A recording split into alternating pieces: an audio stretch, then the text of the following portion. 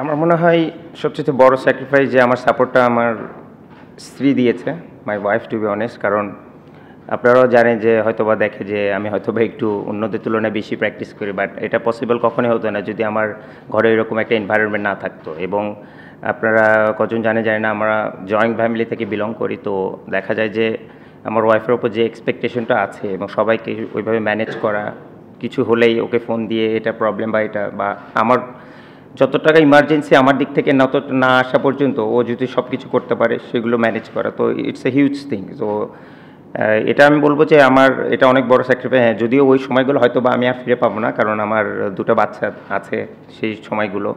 তারপরে ধরেন রাতে স্বাভাবিক ছোটো বাচ্চারা সারা রাত ঘুমায় না, but I didn't had a one single sleepless night to be honest.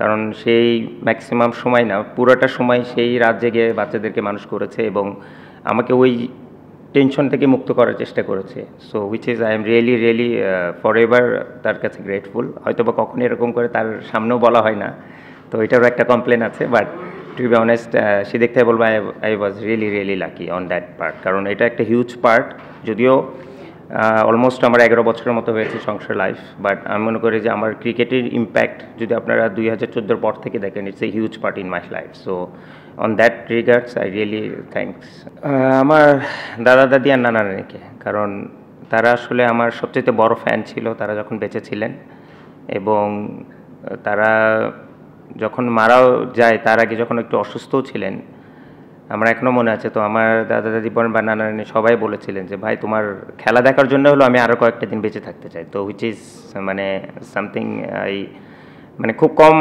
নাতি বা নাতনিদের কপালে ভাগ্যে জোটে এরকম। তো সেটা বলবো যে তাদের ব্লেসিংসেই আমি আজকে এত দূর টু বি অনেস্ট। আরও অনেক মানুষ আছে, বাট তো স্পেশাল আমি ডেডিকেটেড করতে চাই তাদের চারজন।